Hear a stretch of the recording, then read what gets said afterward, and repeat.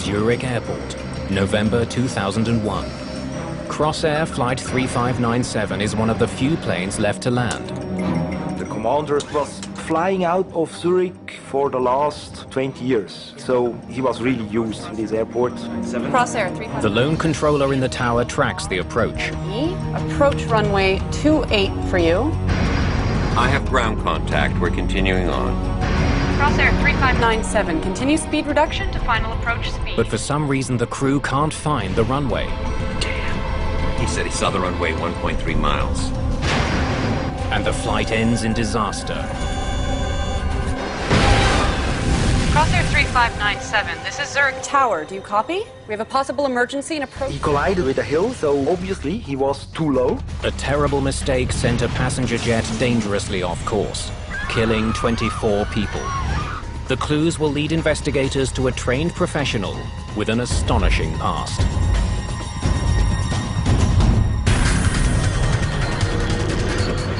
Mayday, mayday.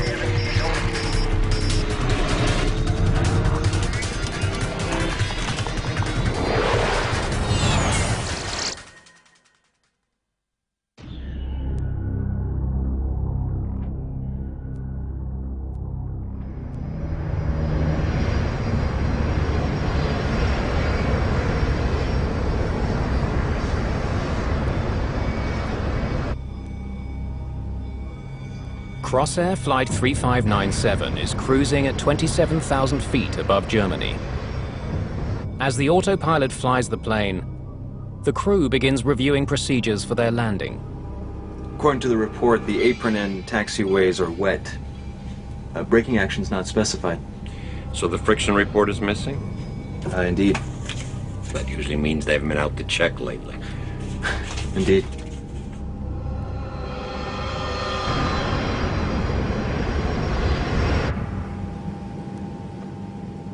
It's the last flight of the day on this busy European route. The 660-kilometer journey from Berlin south to Zurich takes only an hour and a half. There are many empty seats on board. A group of 21 passengers never showed up for the flight.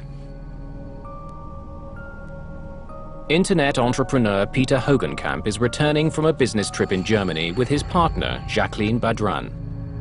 On that day, we wanted to take the train, but we had to be in Zurich for that opening ceremony of that trade show, so we said, okay, so we need to go by plane. I've got to get some sleep. It had been a very busy day, so we were very tired when we arrived at the airport. Among the passengers is the girl band Passion Fruit, Germany's answer to the Spice Girls. They're on their way to perform the last show of a concert tour. I was shocked when suddenly all the passion fruits, all the three of them, were coming over and they were sitting right in front of us. Just what I needed. Flight 3597 is an Avro 146 airliner. It's a British-made jet popular with regional airlines like Crossair. Captain Hans-Ulrich Lutz is in command. He's been with the airline for more than 22 years, having served as a pilot and as an instructor. So, tell me about the runway and the conditions. Overcast with light snowfall. Visibility 3. First Officer Stefan Lehrer is a newcomer to the airline. He's had his pilot's license for just a year and a half. He was hired by Crossair right out of flight school.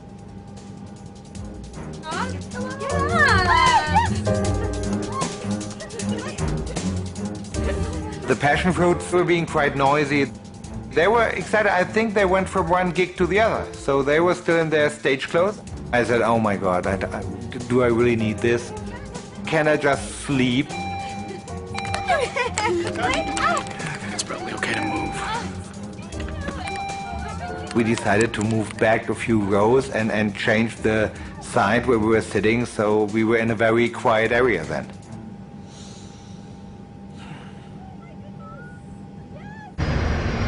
Crossair 3597, clear to flight level 160. The flight is slightly behind schedule. It's due to land in Zurich in less than half an hour. According to the latest information, we'll be using runway 14. What kind of approach? ILS approach. Okay. An ILS, or Instrument Landing System approach, means the pilots will be guided to the runway by radio signals beamed from the airport. And a decision altitude of 1,602 feet. Call me 100 above minimums. Okay, I'll call 100 above minimums. The plane's sophisticated computers will do most of the work getting them down. At Zurich Airport, the weather is getting worse. It's snowing, and visibility is dropping. Crosshair 3191, turn left heading 150. In the tower, controllers have started a nightly routine. A supervisor sends out a message notifying crews that runway 14 is being taken out of service because of a controversial new law. Planes landing on runway 14 must fly over Germany on their approach. But people in Germany have long complained about the noise. Because of the political issue, airplanes had to fly over Switzerland in their final descent to the airport of Zurich for noise reasons.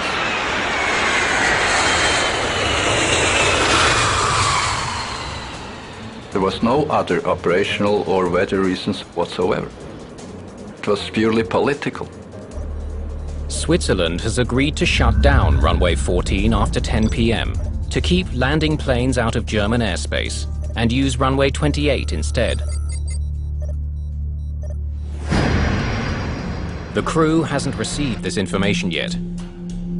But First Officer Lehrer is familiar with the new rule. Should I ask if it's still runway 14?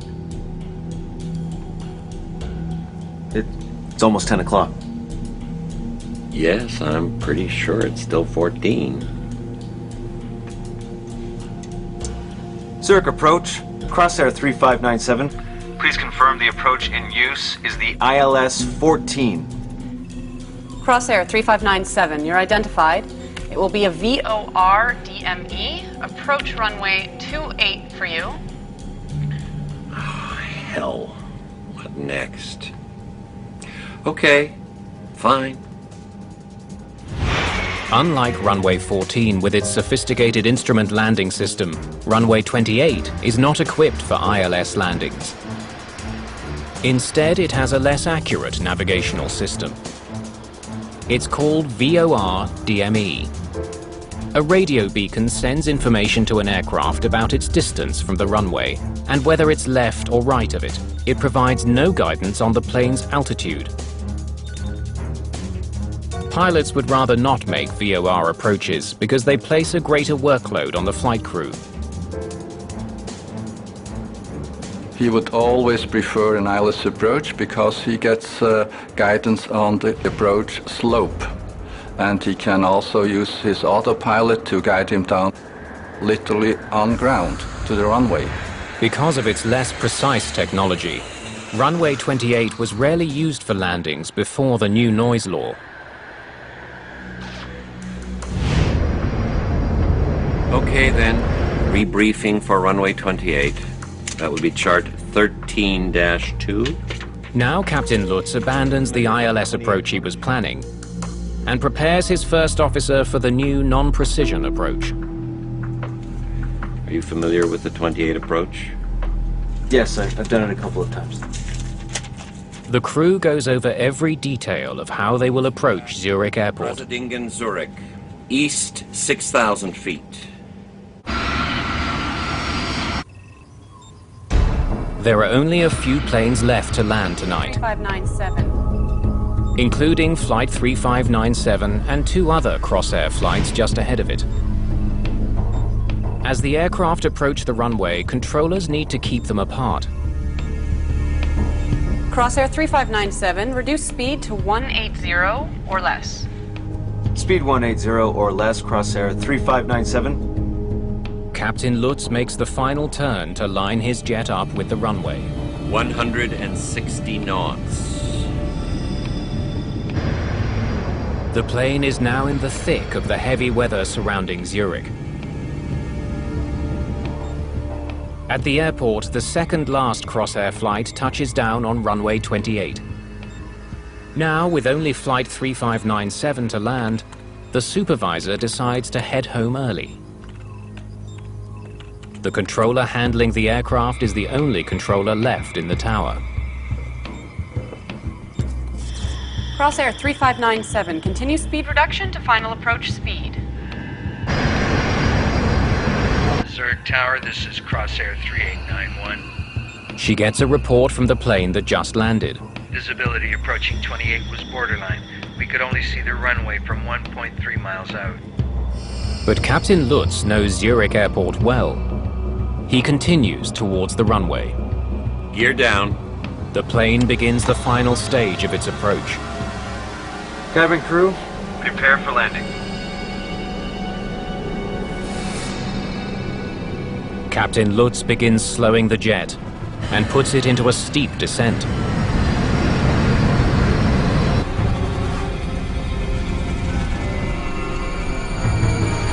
Six miles is checked. Yes. Flaps 3-3.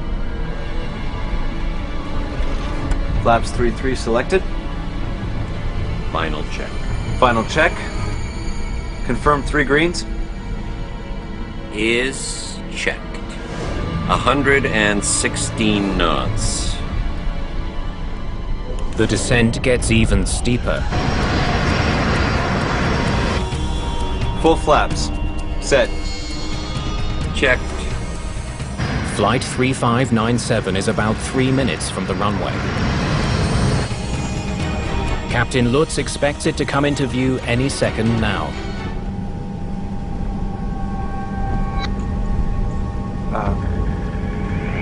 100 above. Do we have ground contact? Yes.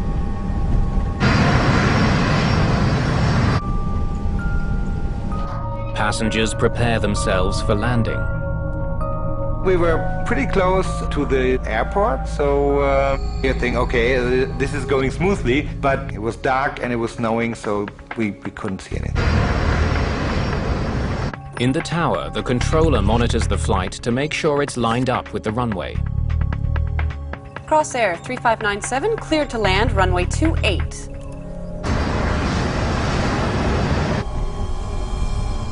Two 4, the minimum.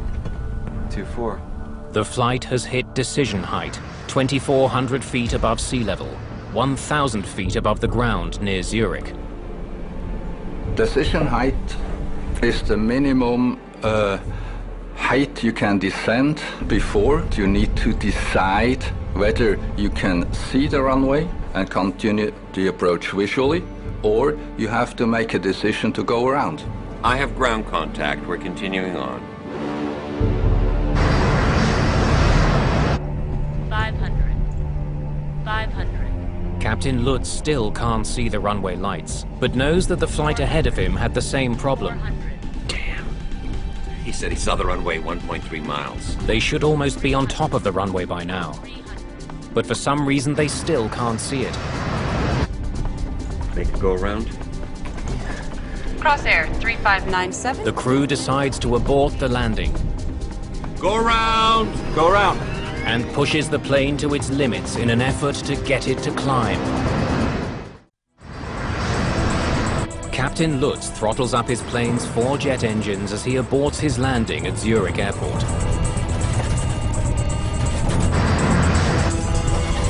But it's too late. There's not enough time for the engines to get to full power and clear a tree-covered hill suddenly looming dead ahead. Residents of a nearby village witness Flight 3597's final moments. I was walking down with my dog. All of a sudden I saw that aircraft coming from behind the forest, the little hill. And I thought, oh, it's very low and it's not on the same route as aircrafts normally are coming to land at the airport of Zurich. The jet clips the treetops.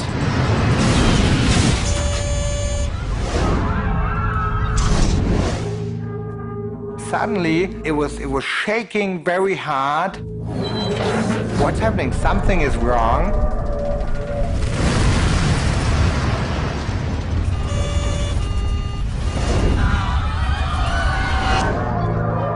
Moments later, the aircraft plunges into the hillside.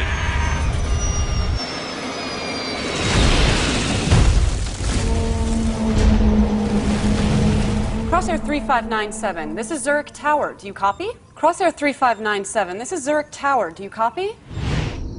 All of a sudden, the whole sky in the west was getting really orange, like a big fire, like an explosion.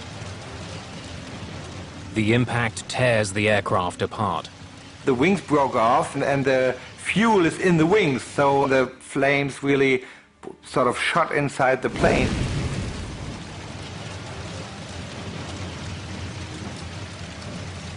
Crosshair 3597, this is Zurich Tower. Do you copy? This is Zurich Tower. We have a possible emergency in approach sector east. I repeat, approach sector east.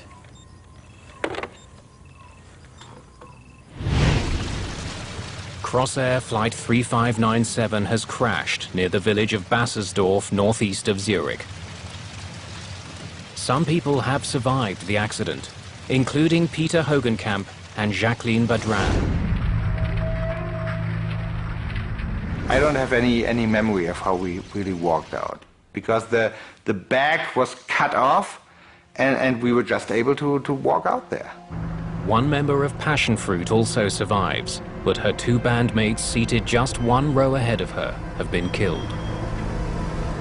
I thought, you know, when they give you these instructions in the beginning when you get on the plane, how come they never tell you how far you have to run away from a burning plane? Because they never tell you. Let's get away from here. So we thought, I don't know, 100 meters? Within minutes, emergency workers get to the crash site. Hey! Over here! Over here! 24 of the 33 people on board Flight 3597 are dead, including Captain Lutz and First Officer Stefan Lehrer.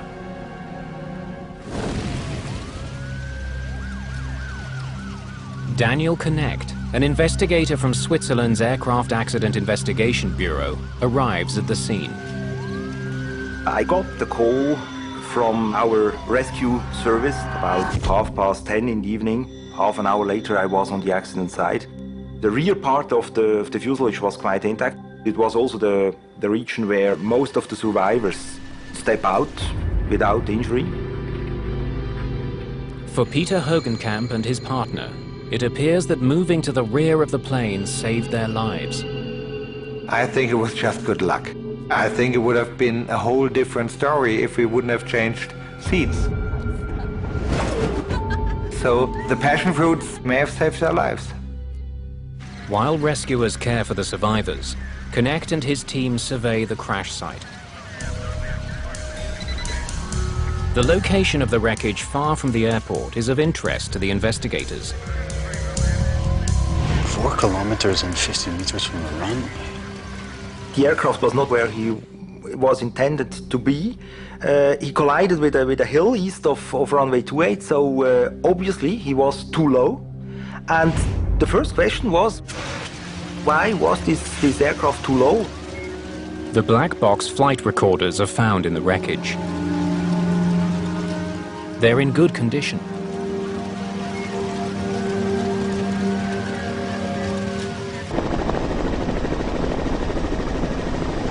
Investigators are well aware that this is the worst aviation disaster on Swiss territory in over a decade. They're under pressure to find answers fast. While work continues at the crash, a command post is established nearby. Jean Auvernet heads the Swiss Investigation Bureau. He takes charge of the Crossair file. The public was very anxious about this crash. The media were raising many questions, so we naturally had to open a more in-depth investigation. The accident happened at the end of a long day for Captain Lutz, but given his background, investigators must consider other causes. We knew that the captain was very experienced.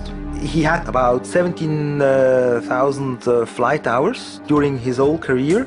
Flight instructor, flight examiner, within the company for more than 20 years. The flight recorders are sent to a lab in Paris to extract their data. At the same time, investigators have begun retrieving fragments of wreckage from the crash site. They look for telltale signs of trouble. The position of switches is very important. Also, if you have some indication panels, for example, with bulbs in it, you can, after a crash, you can analyze the different wires in the bulbs, and then you can determine which, for example, indications or even warnings were active at the moment of the impact.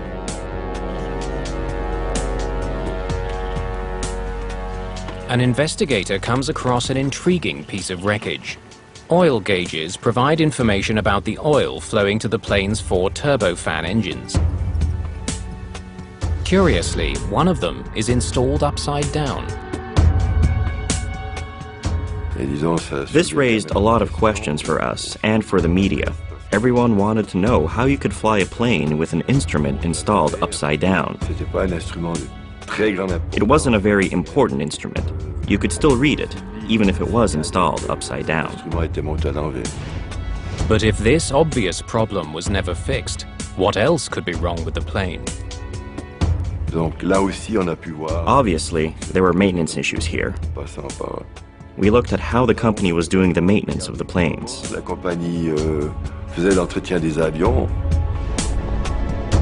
While this review is being launched, investigators study the plane's engines to determine if they were running at the time of the crash. Soil, tree branches, and other debris lodged inside the engines suggest they were. We checked them out visually, and we saw that the 4 engines were turning in the moment of the accident. Authorities need to be sure. They will have to check their findings against data from the flight recorders.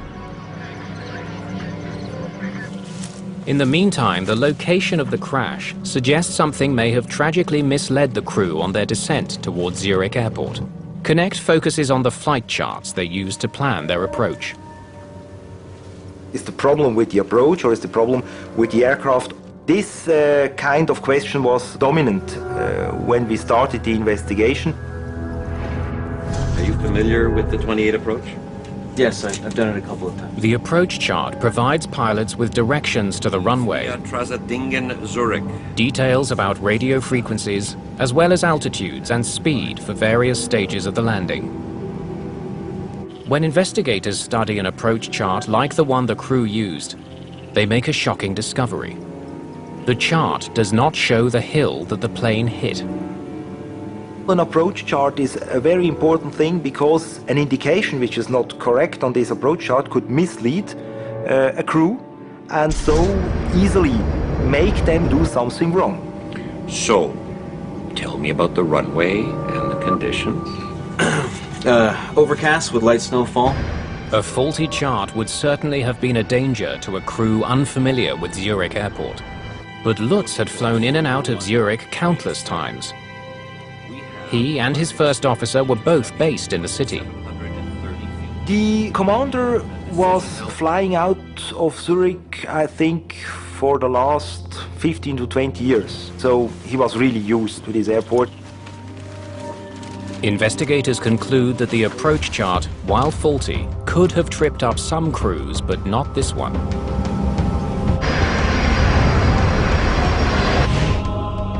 Some definitive news finally arrives. The engine data from the black box confirms the observations at the crash site. We could see quite easily that the engines worked absolutely normally. Another potential cause of the accident is eliminated from the list: mechanical failure. Investigators now consider a different possibility. I was covering the approach west position on the night of the accident. Could air traffic control have somehow mishandled the plane? Investigators study records from the night of the accident and make a disconcerting find. Zurich Airport's control tower was understaffed at the time of the accident. He left before his shift ended. The supervisor in the tower went home early, leaving a lone controller to guide Flight 3597 in for its landing. She was relatively young, and let's say she didn't have that much experience. Investigators now study transcripts of conversations between that air traffic controller and the flight crew, looking for signs she made a mistake. Crosshair 3597, you're identified. Crosshair 3597. Speed 180 or less. Crosshair 28 for you. Crosshair 3597. Zurich approach. Crosshair 3597. Cleared to land. They find no indication the controller gave the crew faulty instructions. But they do come across the radio call by the pilot of the Crosshair flight that landed minutes earlier. Zurich Tower, this is Crosshair 3891. Visibility approaching 28 was borderline. We could only see the runway from 1.3 miles out. That pilot warned of poor conditions on the approach to runway 28. She had options. They wonder why the controller didn't shut the runway down. Because of poor visibility, she could have reopened runway 14 in spite of the noise bylaw. This would have allowed the crews to make an instrument approach. But she didn't do that. Thank you, Crosshair 3891. Have a good evening.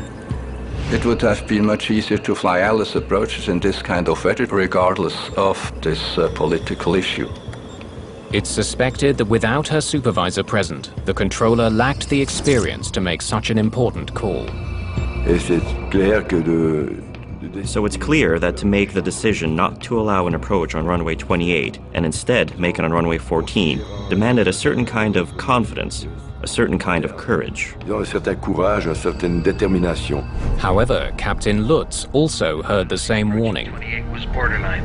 We could only see the runway from 1.3 miles out. Gear down. He kept going in spite of it.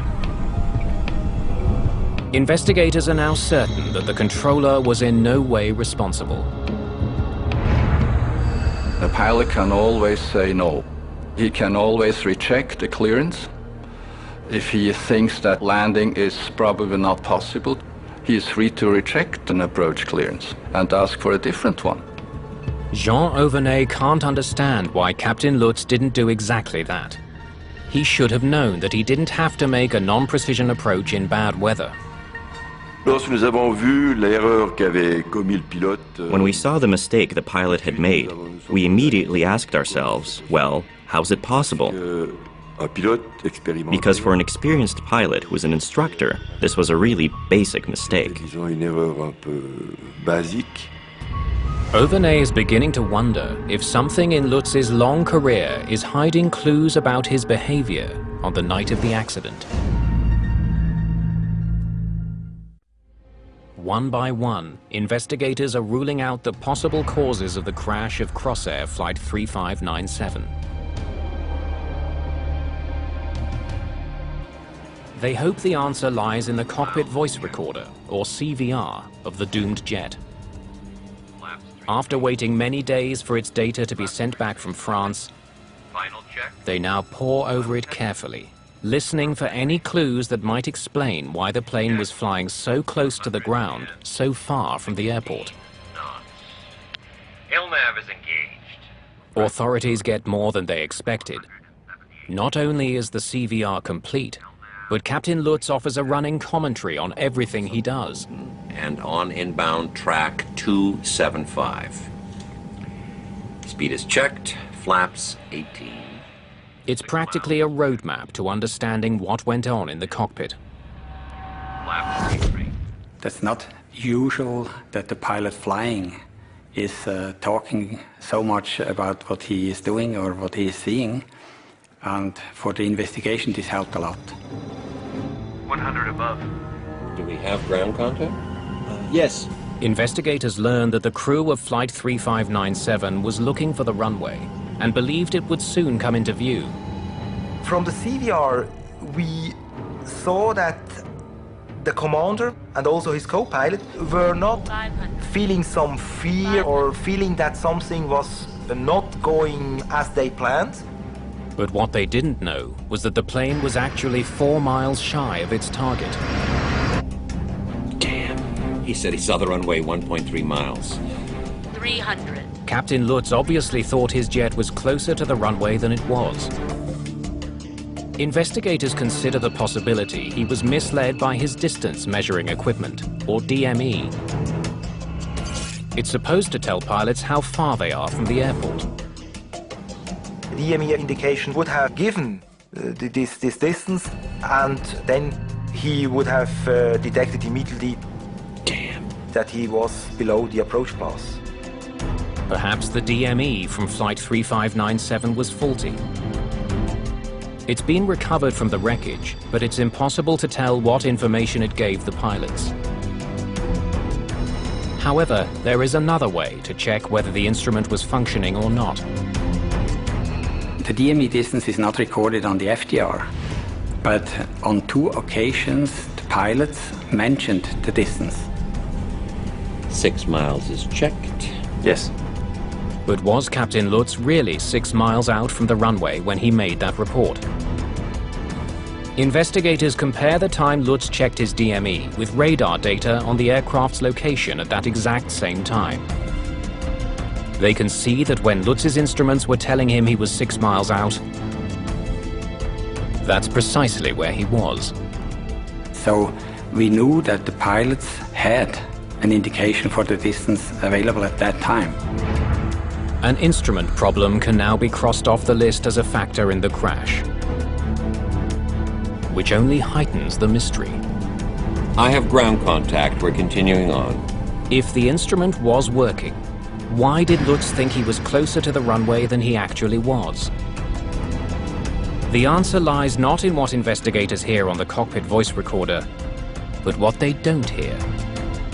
I don't see anything after 6 miles. Do we have ground contact? Neither pilot read out a DME check after the 6-mile reading. Yes. It tells investigators that Lutz wasn't monitoring his vital instrument during the final minutes of his approach. Instead, he was preoccupied with spotting the lights of the runway. That's not what pilots are supposed to do. The pilot flying is supposed to keep his eyes on the instruments because all the information he needs is there. He only switches to flying by sight when the non-flying pilot says, "Runway in sight." Only then can the captain take his eyes off the instruments and fly by sight because the landing is performed visually. À vue. Parce que l'atterrissage en tant que tel se fait à vue. If Lutz had checked his instruments, he would have known how far from the runway he actually was. But how had he ended up such a long distance from it? 400. Confirm 3 greens. 400. Is checked. 116 knots. Further analysis of the black box data reveals that Lutz put his plane into a steep descent as it began its final approach to Zurich Airport. But it's readily apparent his approach profile was out of sync with the trajectory laid out in his chart.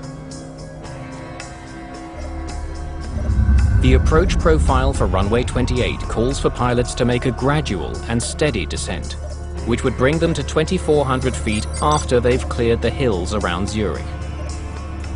Then pilots have to level off until they spot the runway.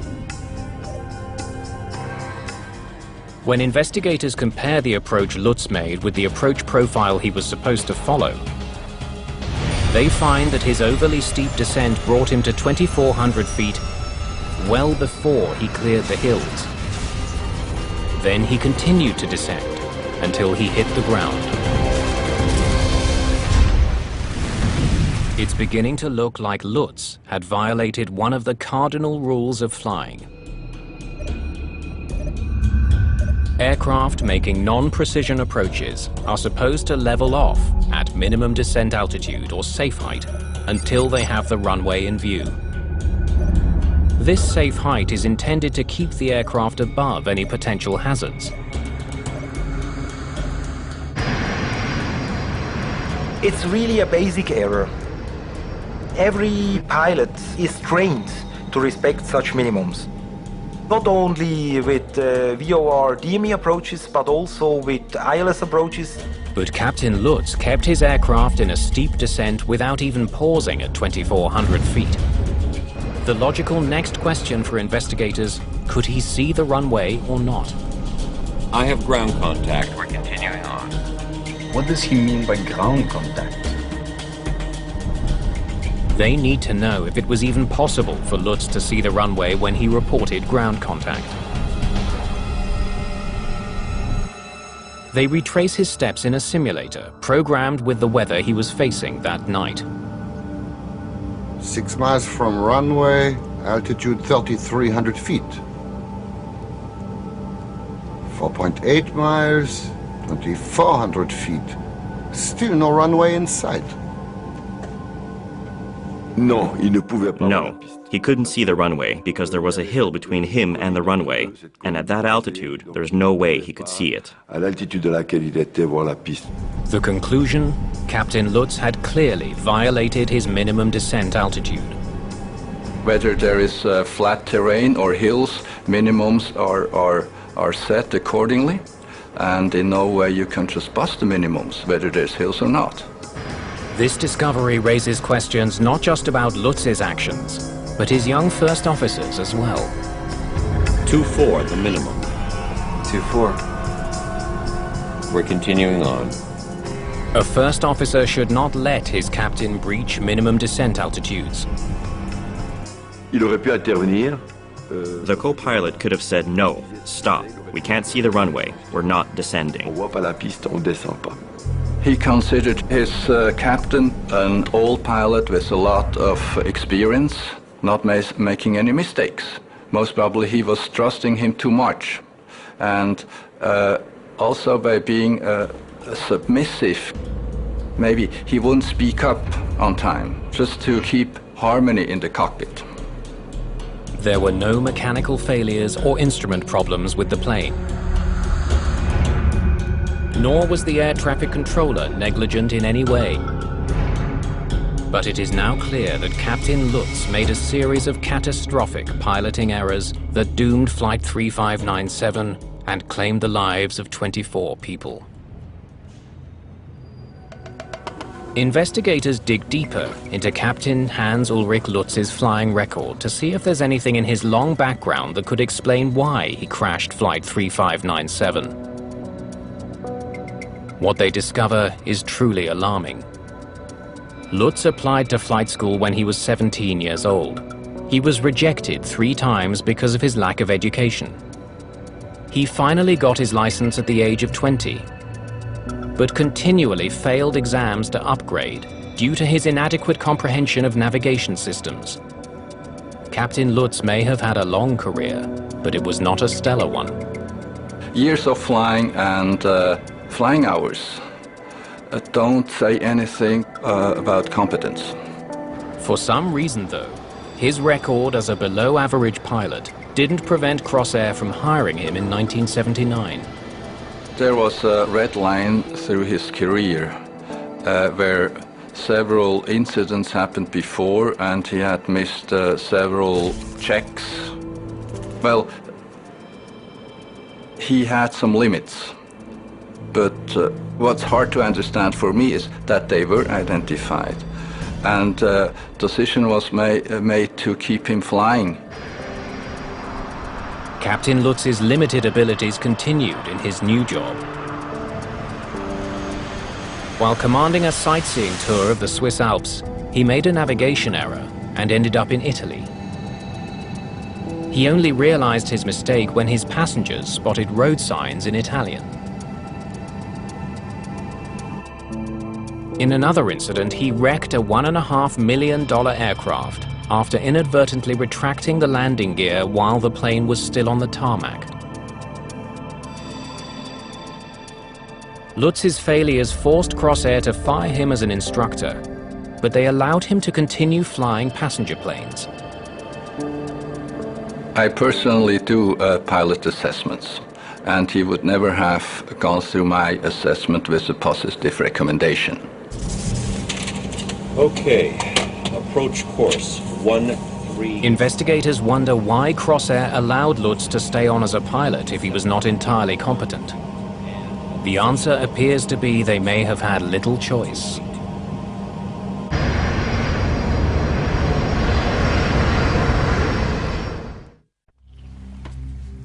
Investigators' first glimpse into the problems at Crossair came after they found the upside-down gauge at the crash site. We had to check if the employees had received the proper training, if they had the qualifications required for this kind of work. No glaring maintenance issues were found, but a closer look at Crossair's hiring practices explains why Captain Lutz was allowed to keep flying. The airline may have grown too fast throughout the 80s and 90s. La compagnie, elle s'est agrandie très rapidement. The company expanded very rapidly, and with that success, it's clear that you have to quickly increase the staff. Office workers, mechanics, that's one thing, but pilots, you have to go out and find them. Mais les pilotes, tu devais les trouver. In those days, they were desperate for pilots, and somehow no decision was made to lay him off because of his questionable performance during his career. Captain Lutz's failings caught up with him on November the 24th, 2001. Make it go around. Go around! 24 people paid with their lives.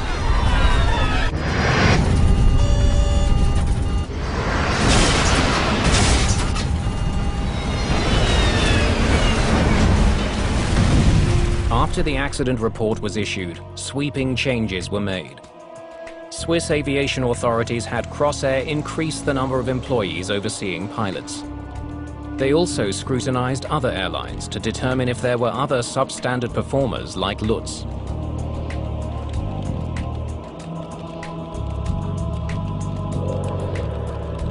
One thing is for sure that the selection process has improved considerably. And of course, awareness of people's performance during their career was increased considerably. Crossair went out of existence in 2002.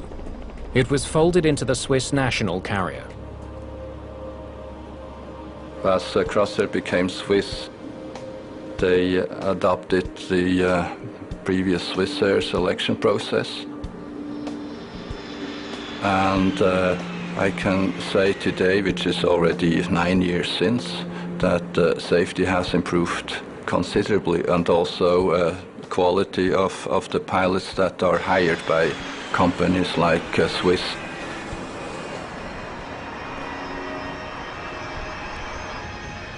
Since the crash of Flight 3597, Zurich's runway 28 has been upgraded with both an instrument landing system and an automatic warning that alerts controllers when a plane's approach is too low. There has never been another accident involving that runway. But the Crossair tragedy and the circumstances that spawned it isn't an isolated case. Regional airlines have boomed worldwide since the 1980s.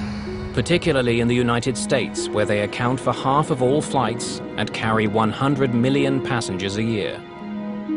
In the rush to fulfill consumer demand for cheap air travel, these airlines often hire less experienced pilots and pay them far lower salaries than their counterparts at major carriers. Some even neglect to test their pilots for basic skills. There is no such thing as a compulsory pilot assessment before they get hired. Does not exist. Colgan Air, in February of 2009, one of its planes crashed in Buffalo, New York, killing 50 people. The accident was blamed on the actions of an inexperienced crew. An eerie reminder of the Crossair disaster. It underlined the urgency of improving oversight of smaller carriers. If you're making a product for a large company and you make a mistake, you may lose part of the market. You may lose some clients. But an airline company can lose a plane, its crew, and passengers. The stakes are very different. Ce qui naturellement a des causes un peu différentes.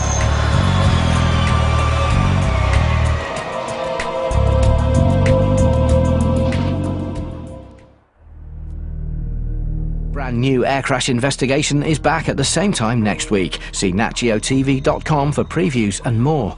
Stay tuned for more drama in the skies.